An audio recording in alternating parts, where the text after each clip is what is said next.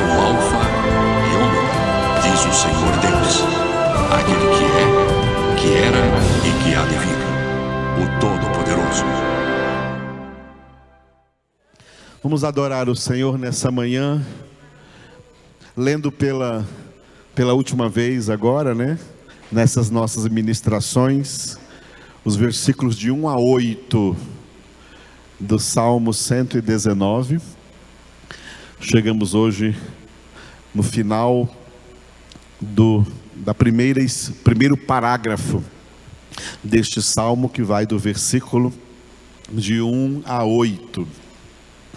Em hebraico, todos esses 8 versículos começam com a primeira letra do alfabeto hebraico, que é a letra Aleph, que não é a nossa letra A, não confunda, não é a nossa letra A, é uma letra que não existe em português, a letra Aleph. Então leiamos juntos ao Senhor, louvando o seu nome e aprendendo uma coisa que a palavra de Deus nos ordena que aprendamos: em tudo dar graças. Aleluia. Vamos salmodiar ao Senhor, aprendendo isso dele, do Espírito de Deus, em tudo dar graças. E hoje, quando terminarmos o 8º versículo, vamos levantar as vozes apenas em ações de graças ao Senhor, por tudo quanto Ele é e por tudo quanto Ele tem feito, faz e ainda fará em nossas vidas. Então leiamos juntos Salmo 119, de 1 a 8. Bem-aventurados os irrepreensíveis no seu caminho, que andam na lei do Senhor. Bem-aventurados os que guardam as suas prescrições e o buscam de todo o coração. Não praticam iniquidade e andam nos seus caminhos. Tu ordenaste os teus mandamentos para que os cumpramos à risca. Tomara sejam firmes os meus passos, para que eu observe os teus preceitos. Então não terei de que me envergonhar, quando considerar em todos os teus mandamentos. Render-te-ei graças com integridade de coração, quando tiver aprendido os teus retos juízos. Cumprirei os teus decretos, não me desampares jamais. Amém. Glória a Deus. Nós vamos meditar hoje no 8º versículo desse salmo, no qual a palavra de Deus é denominada de, repita, decretos. Aleluia. A palavra de Deus, toda ela é composta de cláusulas pétreas. O que é isso? Leis invioláveis, leis imutáveis. A palavra de Deus não pode ser violada. Por isso ela tem o caráter de decretos. Todas as doutrinas de Deus na sua palavra são decretadas, não por nenhuma autoridade terrena, mas pela máxima autoridade de toda a eternidade do universo, que é Deus. Por isso as leis de Deus são invioláveis. Aquelas pessoas que, portanto, se rendem a Deus, se entregam a Deus para santificar as suas vidas de acordo com os decretos de Deus, de acordo com a palavra de Deus, essas pessoas têm as suas vidas edificadas sobre a palavra, sobre a rocha, como Jesus disse em Mateus 16:18. Sobre esta pedra, que é a minha palavra, o meu evangelho, eu mesmo, Jesus, edificarei a minha igreja, e as portas do inferno não prevalecerão contra ela. Aleluia. Aqueles que têm as suas vidas edificadas sobre a palavra, é como se a palavra estivesse debaixo deles, servindo de alicerce, servindo de fundamento de um grande edifício. E nós somos pedras vivas. Pedro disse em 1 Pedro 2,5 que nós somos pedras vivas, edificadas sobre essa pedra viva que é Jesus. Edificados sobre. Isso acontece com aqueles que se sujeitam, porque não existe outra opção, aqueles que se sujeitam e obedecem, e ainda mais obedecem com amor e por amor a palavra de Deus, porque ela é palavra decretada, ela tem valor de decretos. Tudo que ela decreta, tudo que Deus decretou na sua palavra é pétreo, não pode ser desobedecido e não pode ser mudado.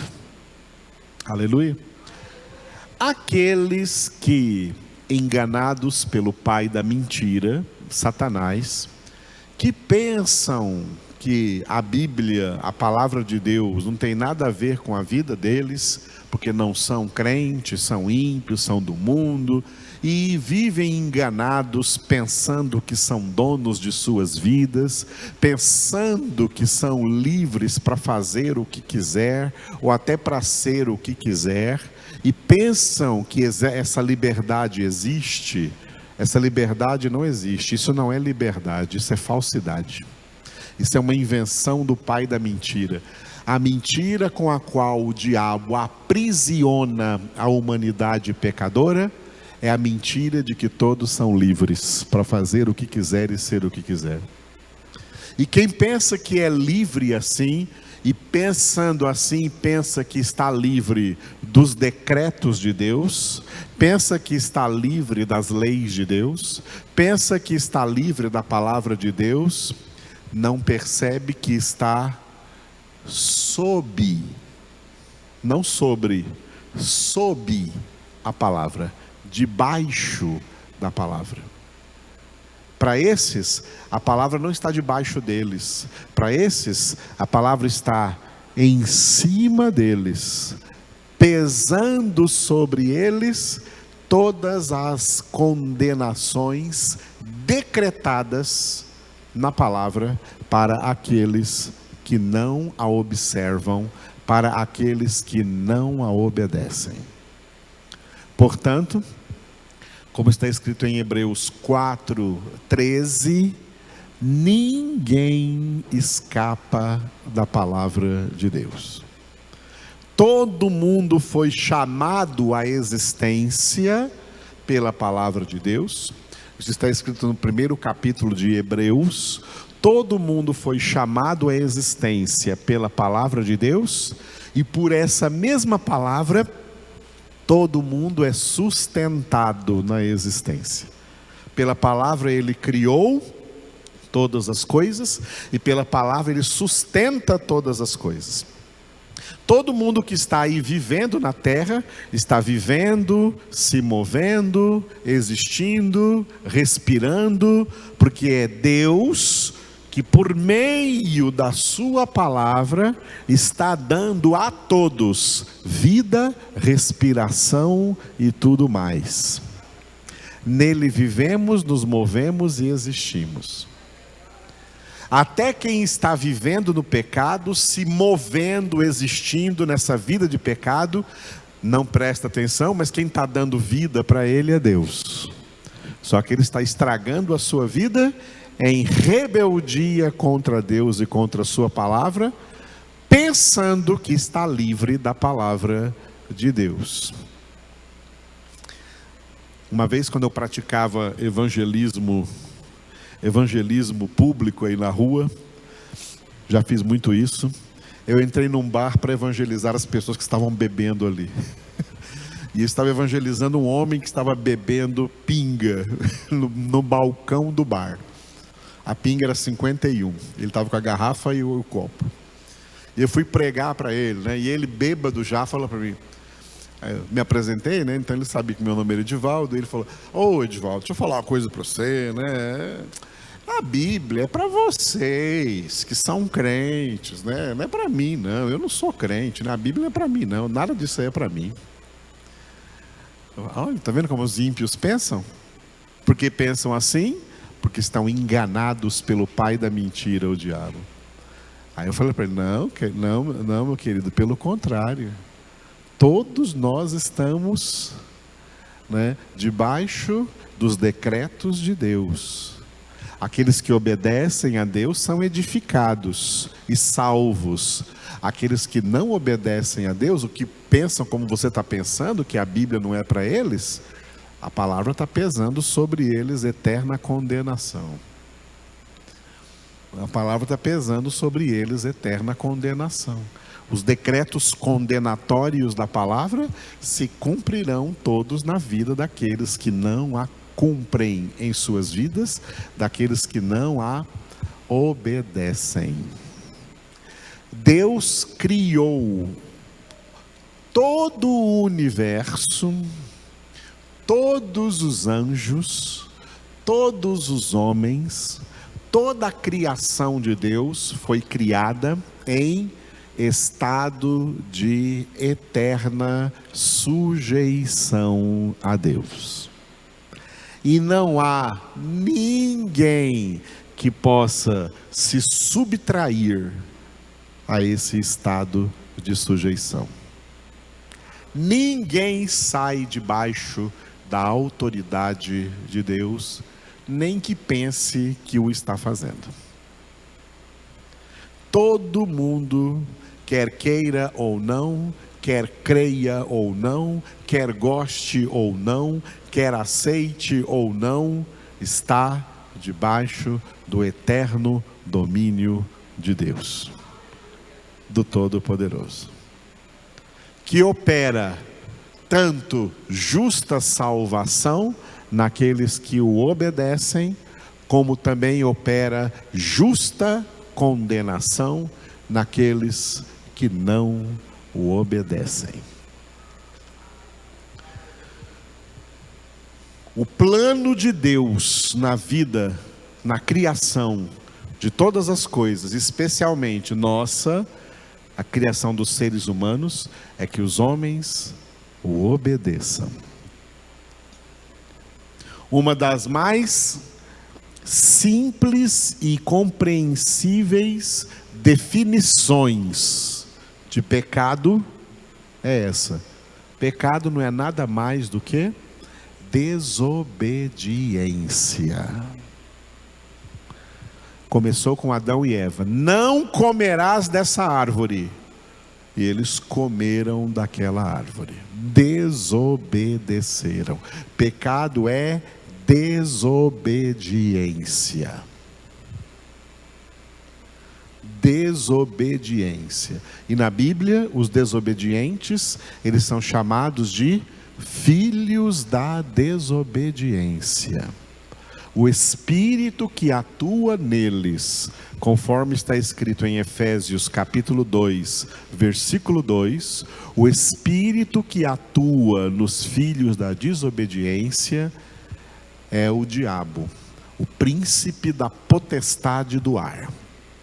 O espírito que atua nos filhos da desobediência, mantendo essas pessoas no curso de vida que as está levando para a sua eterna condenação, para o inferno e para o lago de fogo e de enxofre. Filhos de Deus são feitos filhos de Deus pela obra da salvação, para serem conduzidos por outro Espírito, pelo Espírito Santo de Deus, como está em João 16:13, conduzidos pelo Espírito Santo, que é o Espírito da verdade, a toda a verdade, a toda a palavra de Deus. Aleluia. Isso tudo que eu falei agora é o significado da palavra de Deus ser composta de decretos. A palavra de Deus é inviolável. Quem pensa que está violando, está enganando a si mesmo e se submetendo à eterna e justa condenação. Porque ninguém escapa de Deus. Isaías 43, versículo 12: não há ninguém que possa livrar alguém das minhas mãos, disse o Senhor. Não há ninguém que possa livrar quem quer que seja das minhas mãos. Decretos de Deus. Aleluia. Nós hoje lemos o versículo de número 8, né? E eu dei esse título, então, baseado em tudo que eu falei para vocês até agora, repita depois de mim: propósito de obediência. Aleluia. Quando nós, até a data da nossa conversão, éramos desobedientes à palavra, uma vez alcançados pela graça, pela obra da salvação, por meio de uma genuína conversão, a partir da data da nossa conversão para frente, nós agora somos feitos filhos de Deus, com o propósito de obedecê-lo em tudo. Nós fomos salvos não para continuar na desobediência. Fomos salvos não para continuar desobedecendo a Deus. Fomos salvos para parar definitivamente de desobedecer a Deus e passar a ser pessoas que obedecem a Deus. E para isso Deus nos deu o mais perfeito modelo de obediência. Ele nos deu seu Filho Jesus. Deus não nos deu Jesus apenas para realizar o sacrifício vital da nossa salvação, apenas para morrer no nosso lugar. Ele nos deu Jesus também para que Jesus se tornasse o nosso referencial de obediência, o nosso modelo de obediência. E por isso Jesus declarou, duas coisas sinônimas nos evangelhos. Ele disse: basta ao discípulo ser como seu mestre, basta ao servo ser como seu senhor. O mestre é obediente ao Pai.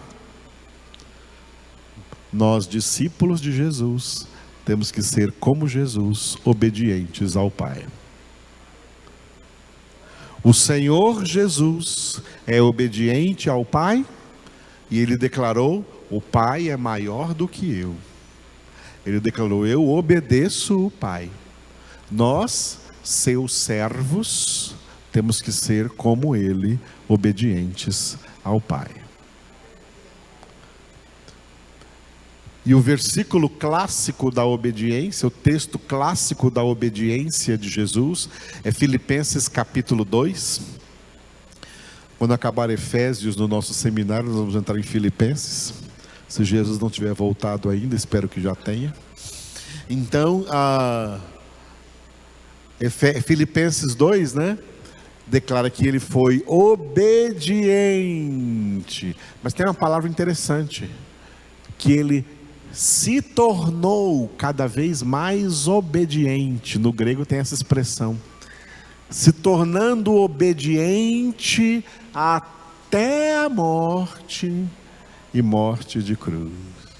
Por isso Deus o exaltou soberanamente e lhe deu o nome que está acima de todo nome, para que ao nome de Jesus se dobre todo joelho no céu, na terra e debaixo da terra, e toda língua confesse, para a glória de Deus Pai, que Jesus Cristo é Senhor. A história de Jesus Cristo feito homem na terra é uma história marcada pela obediência plena a Deus. Ele é o nosso referencial. Isso é muito importante porque obediência exige aprendizado. Quando você se interessa por uma coisa, você corre para aprender sobre isso. Você vai atrás de aprender sobre isso.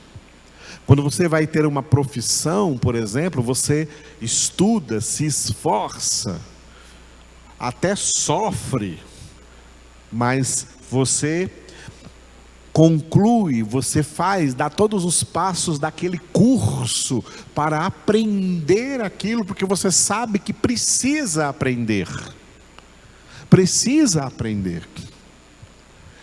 E existem outras coisas na vida que você não tem interesse por elas, então você não quer aprender nada sobre isso. Eu não quero aprender nada sobre futebol, não quero aprender a jogar bola, não quero aprender nada sobre futebol, não tenho o menor interesse nisso. Para mim isso é nada mais do que idolatria, não tenho o menor interesse nisso, não quero jamais aprender isso. Tem coisas que você não tem interesse, por não ter interesse você não quer aprender. Infelizmente tem muita gente que não tem o menor interesse em ser obediente. Não tem o menor interesse de ser obediente. Mas é uma coisa interessante, que as pessoas não gostam de obedecer, mas elas querem que os outros a obedeçam. Não é interessante isso? Não gosta de obedecer, mas quer que os outros a obedeçam. Que corrupção de alma, isso é corrupção de alma. Filhos de Deus passam a ter a obediência como algo que eles querem e vão se dedicar todos os dias a aprender. Em Hebreus capítulo 5, está escrito que o próprio Jesus, sendo filho de Deus, ou seja, sendo perfeito, sendo homem na terra sem pecado, mesmo assim, ele teve que aprender a obediência pelas coisas que sofreu.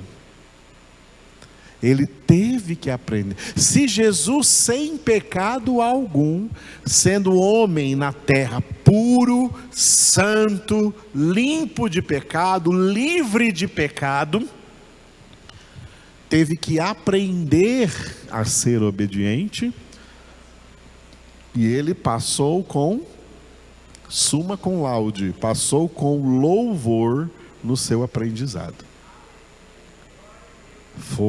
Se tornou obediente em tudo ao Pai, até a morte e morte de cruz. Nós já estamos atrasados, porque diferente de Jesus, viemos ao mundo contaminados com o pecado, contaminados com a tendência para a desobediência. Somos mais inclinados à desobediência do que à obediência. Se Jesus, que não tinha essas inclinações, teve que aprender a obediência, quanto mais nós temos que aprender a obediência. Portanto, Jesus é mestre de obediência. Jesus é o seu mestre. O que ele quer te ensinar é obediência. O que ele quer nos ensinar é obediência. Jesus está aqui nos ensinando a obediência. Amados, o pecado é uma coisa tão perniciosa que contaminou a alma humana, que a nossa alma humana, que é formada de mente, emoções e vontade, A gente usa a nossa alma, a mente, ela quer raciocinar acerca se deve ou não obedecer. Deus mandou fazer desse jeito, mas tudo está indicando para mim que eu tenho que fazer de outro jeito, então eu vou fazer desse outro jeito aqui. Aí desobedece. E isso tem sérias consequências. Do menor até o maior, de todos os princípios estabelecidos por Deus na sua palavra, se for um deles, por menor que seja, desobedecido, Jesus disse em hebraico, um hirig ou um iode, em português colocaram um ponto ou uma vírgula, em hebraico é um hirig ou um iode. Hirig é a letra I, a vogal I, que é em hebraico um ponto, igual ao nosso ponto final. E o iode é o Y, que é em hebraico a menor das consoantes. É só uma aspazinha lá em cima, assim, uma aspazinha. Nenhum hirig e nenhum iode pode ser desconsiderado aqui da palavra de Deus. Nenhum princípio, por menor que seja, olha como a perniciosidade do pecado na nossa alma levou a gente a ficar qualificando pecadinho e pecadão, tá? E se for só um pecadinho, a gente deixa, não tem nada, não tem importância, é só um pecadinho. Não diante de Deus. Diante de Deus, desobedecer ao menor princípio que ele tiver na Escritura, decretado na Escritura, é igual a desobedecer os maiores princípios. É o mesmo tipo de pecado.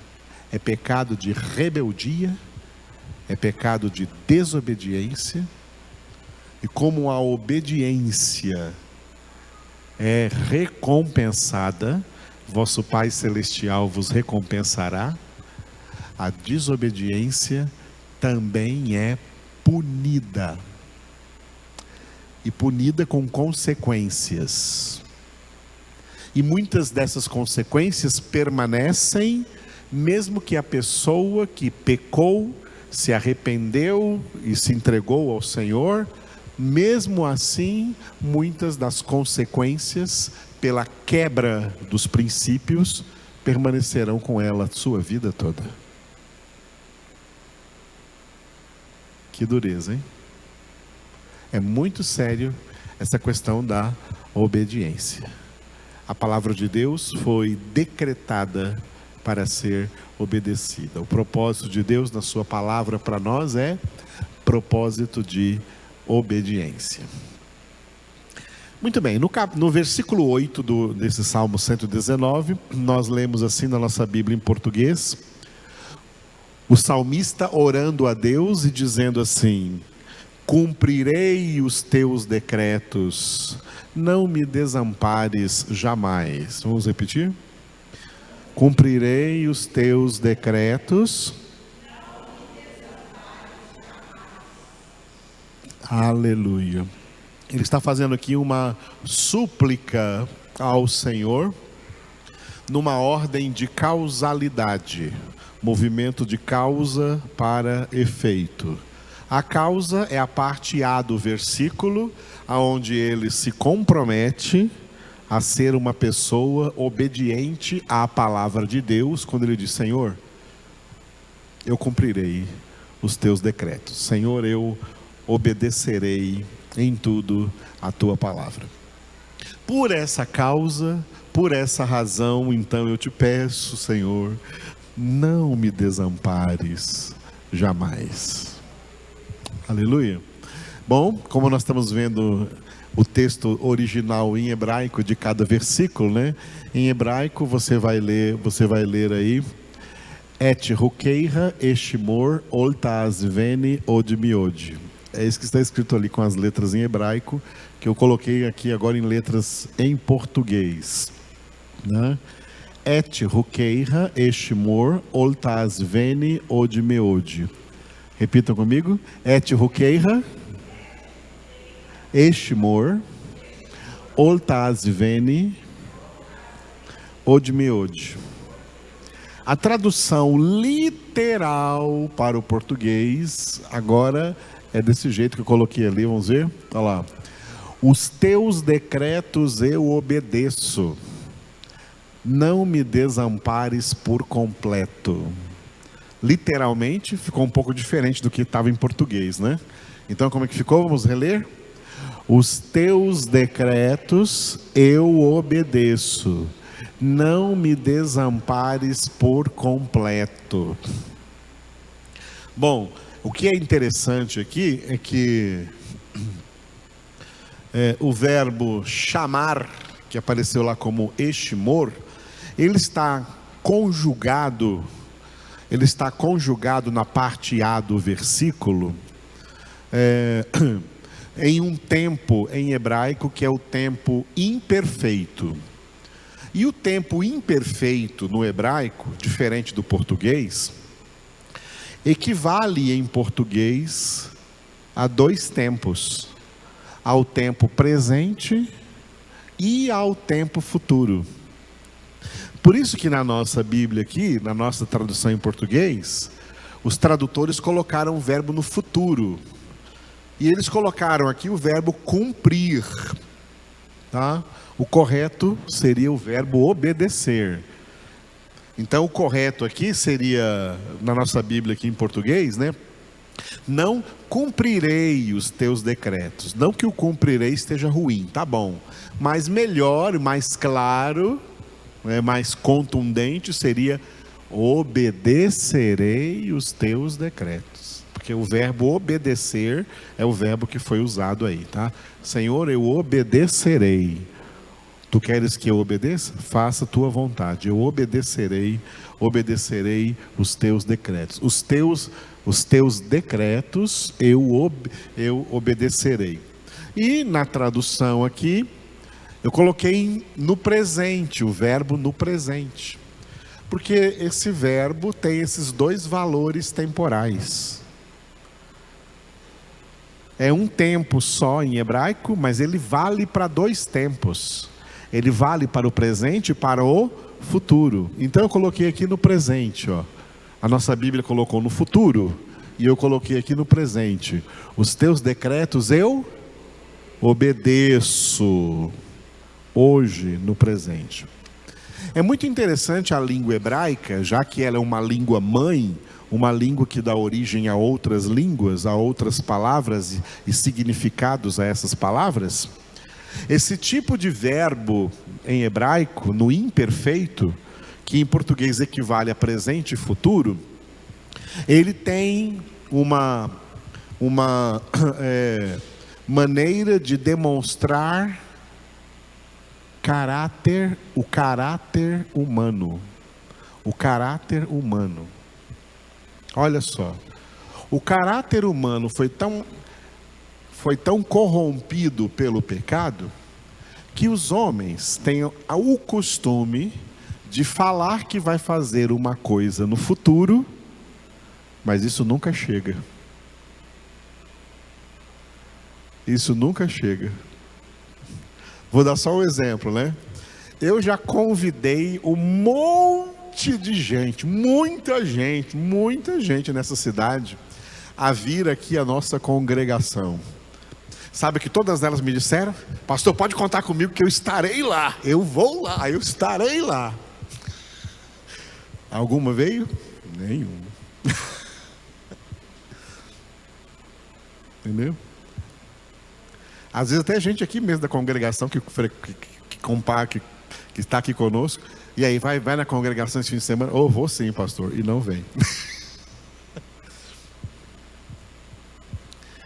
O ser humano tem um caráter tão deturpado que ele fala que vai fazer uma coisa e faz coisa nenhuma. Mentiras de crentes. Eu vou orar por você. Ó, no futuro, eu vou orar por você. E nunca ora. Deus sabe. Tá? O verbo conjugado no hebraico, no imperfeito, ele traz a ideia de que você só vai fazer no futuro aquilo que você já faz no presente.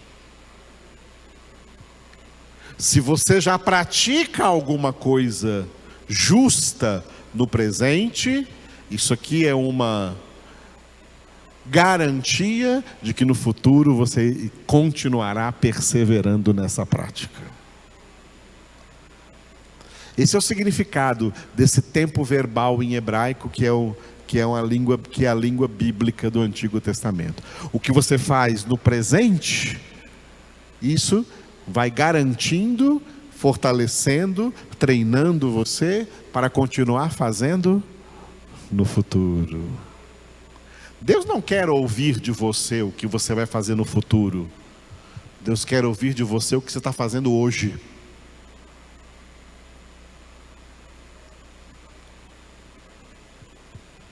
Deus quer ver o que está acontecendo na sua santificação hoje.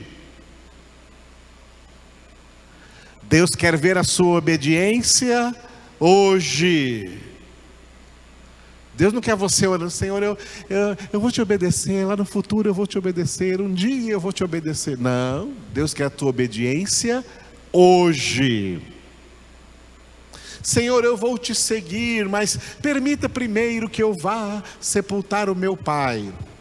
Olha, deixa que os mortos sepultem os seus mortos, você vem hoje e segue-me.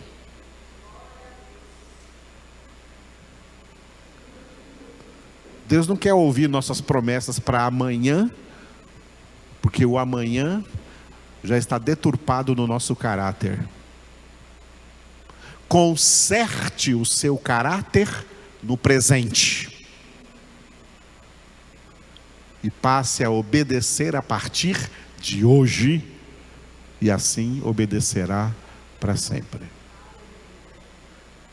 Essa é a conotação da análise desse tempo verbal em que o verbo obedecer vem aí nesse versículo. Então, é muito mais justo, né, ele dizer assim: Senhor, os teus decretos eu obedeço. E aí por isso também eu te peço, não me desampares por completo. Bom, agora que o verbo desamparar em hebraico, ele vem não em um tempo, ele vem em um modo verbal em hebraico que se chama jussivo negativo. Jussivo negativo é quando o verbo vem em um modo que é o modo imperativo, precedido pelo advérbio de negação, não. Como acontece, por exemplo, em 8 dos 10 mandamentos. Não adulterarás, não matarás, não furtarás.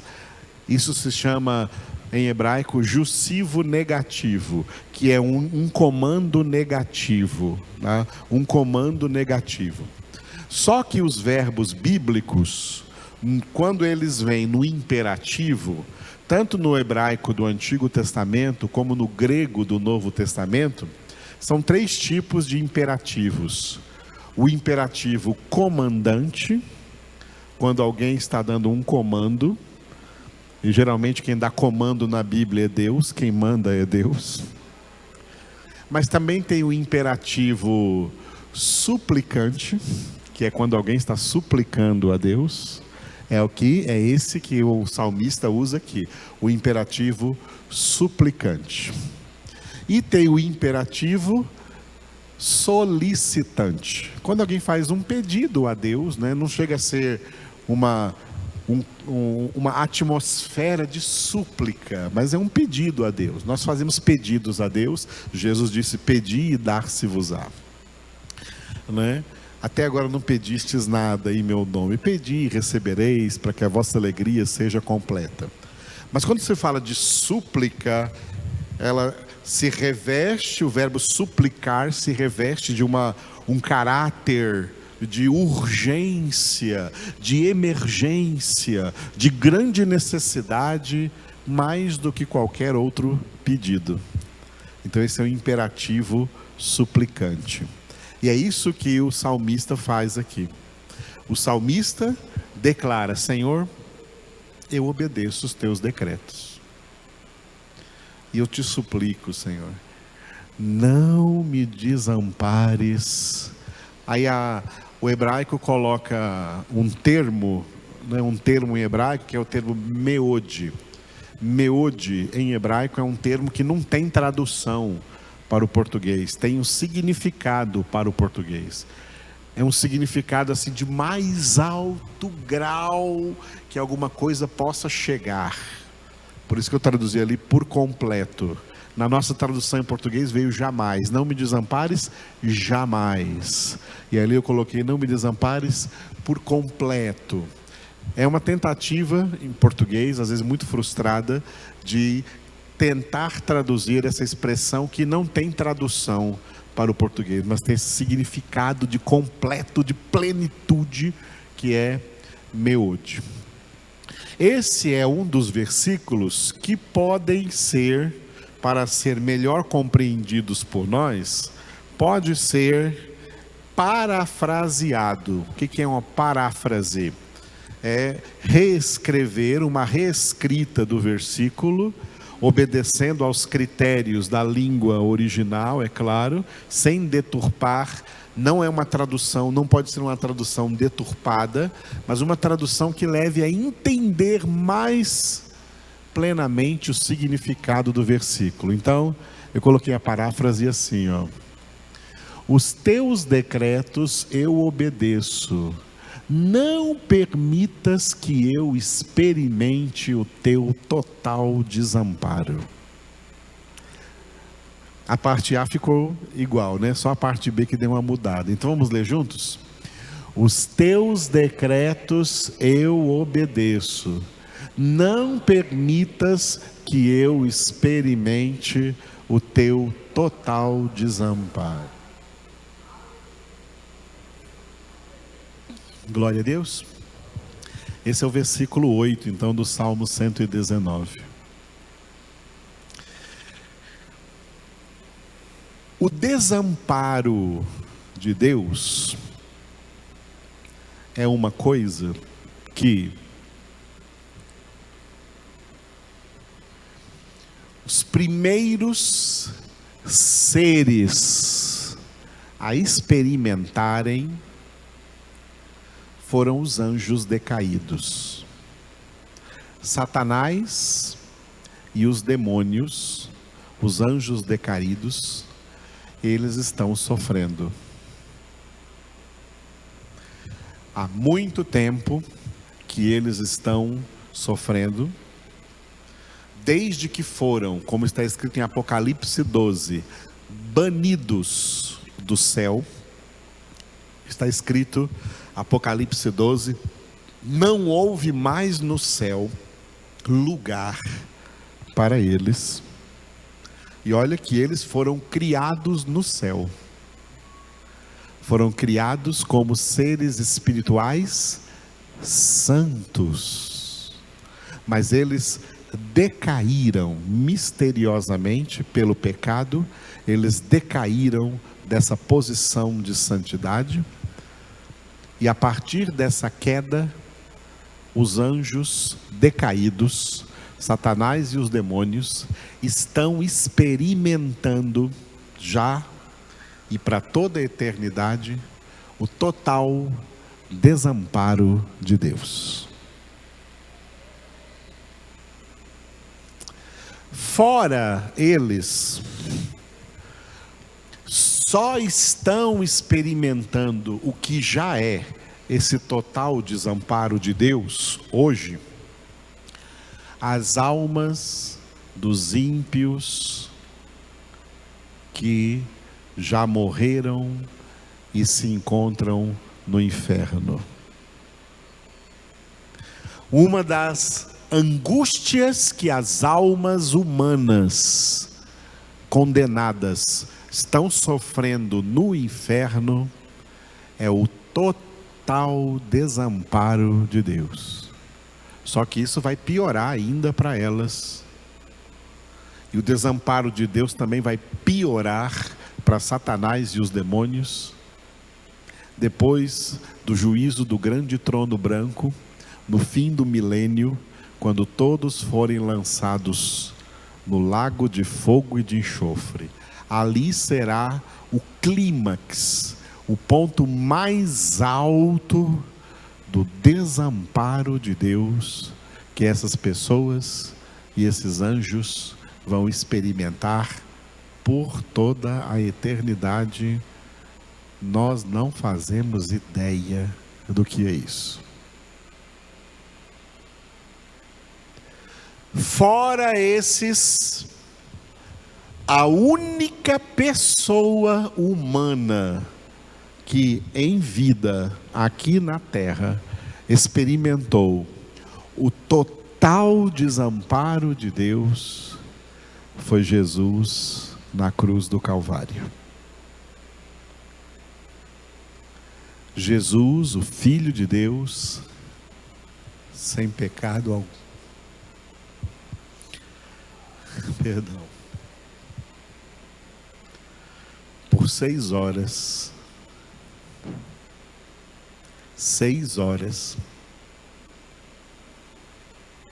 das 9 da manhã até as 3 horas da tarde daquele dia, daquela sexta-feira, Jesus experimentou por 6 horas o total desamparo do Pai. E foi por isso que ele orou aquilo que Davi orou no Salmo 22, mas Davi nunca experimentou isso. Portanto, naquela oração do Salmo 22, Davi estava profetizando acerca do que Jesus ia orar quando estivesse na cruz do Calvário. Eli, Eli, lama sabachthani. Deus meu, por que me desamparaste? Por que me abandonaste? Na cruz do Calvário, esse foi o pior sofrimento de Jesus. O pior sofrimento de Jesus não foram as dores das feridas, das chicotadas, das quedas, dos espinhos, da coroa de espinhos na sua cabeça, dos cravos em suas mãos e seus pés. A pior dor de Jesus não foi nenhuma dessas dores, não foi nenhuma de suas feridas. A pior dor de Jesus foi experimentar aquilo que nós merecemos experimentar. Ele nunca mereceu. Aquilo que nós merecemos experimentar por toda a eternidade. Nós somos altamente merecedores de todo o desamparo de Deus. Eu mereço ser desamparado por Deus. Jesus não. Você merece ser desamparado por Deus. Eu mereço que Deus me abandone. E você merece que Deus te abandone.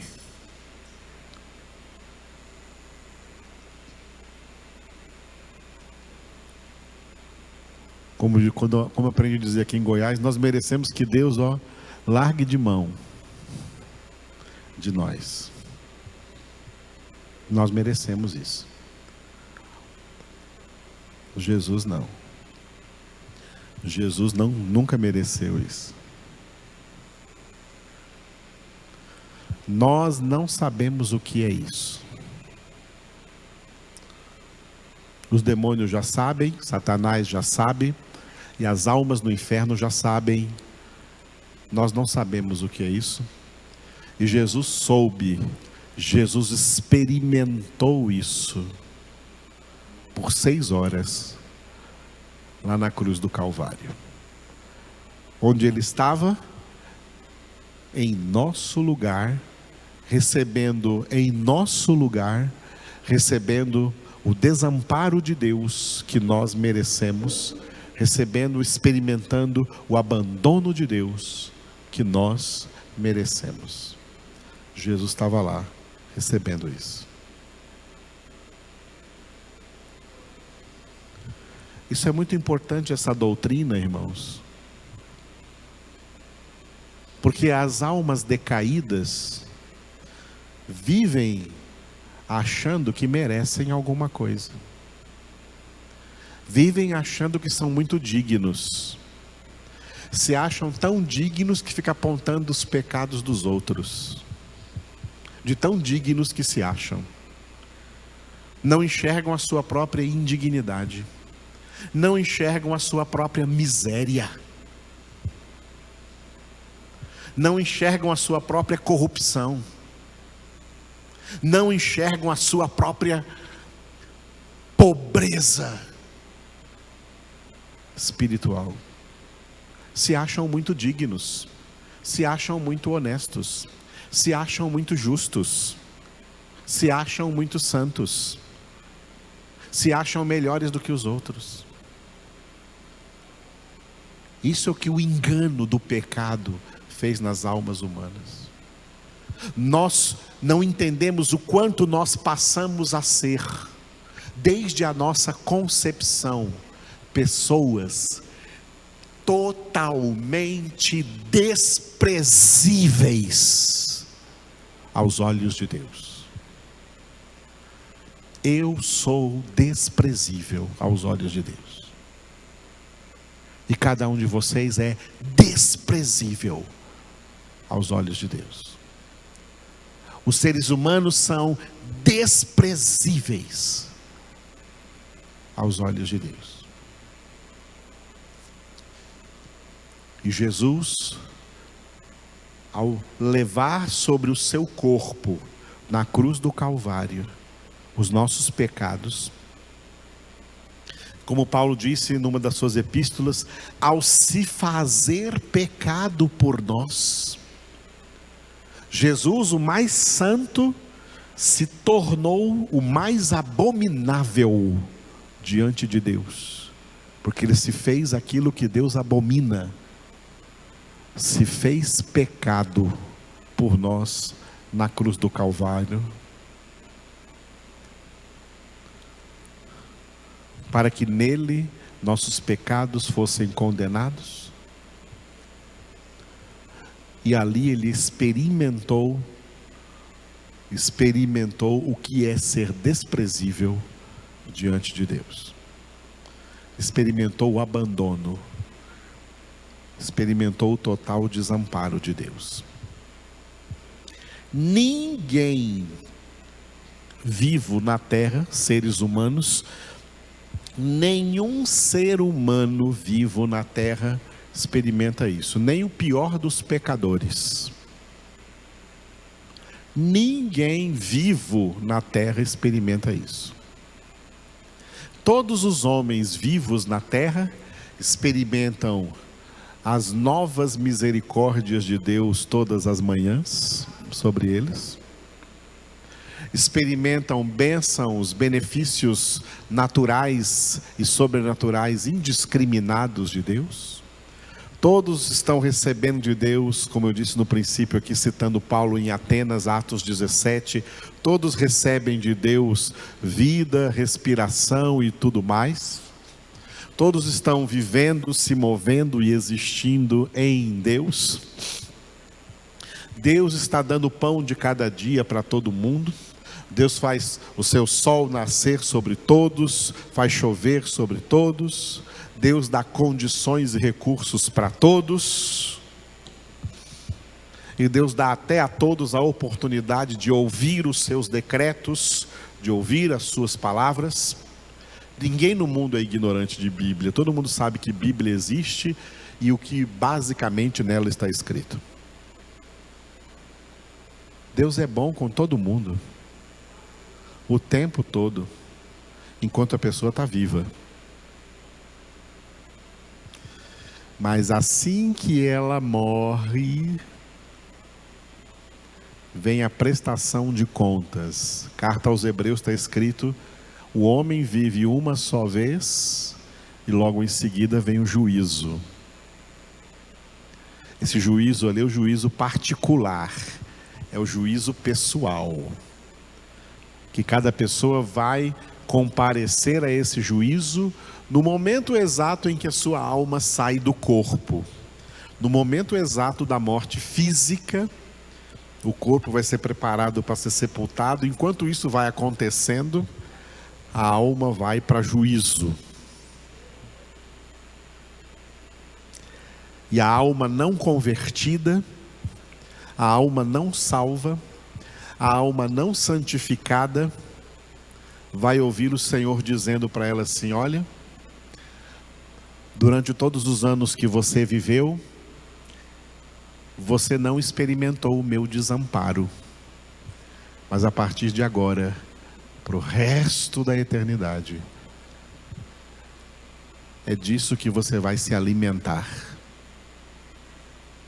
do meu desamparo, do meu abandono, do meu desprezo total.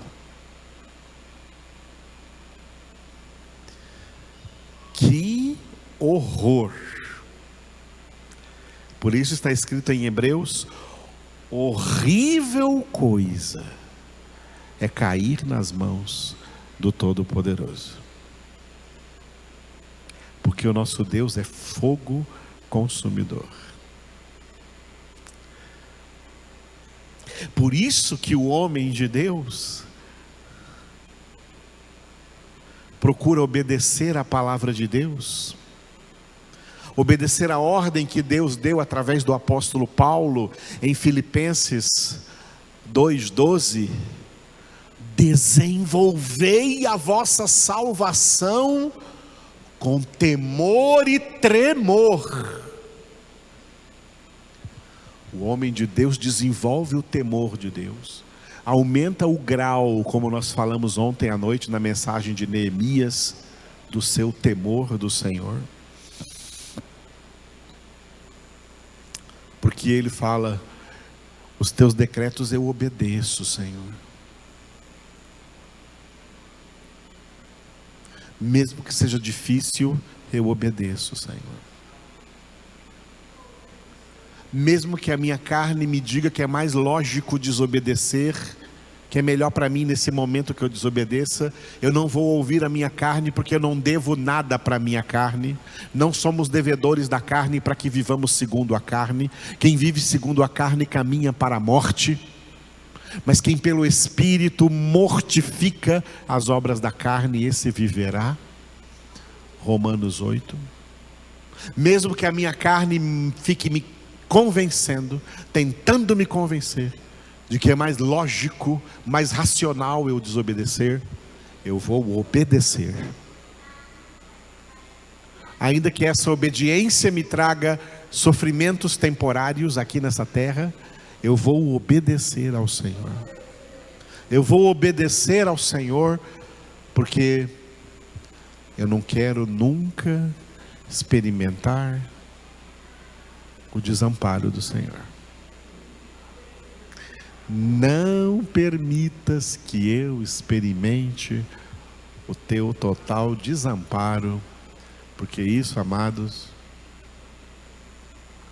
é algo tão terrível, além do imaginável. Nem olhos viram, nem ouvidos ouviram, nem o coração humano imaginou o que Deus tem preparado para aqueles que o amam. Mas esse versículo também é válido no jeito oposto.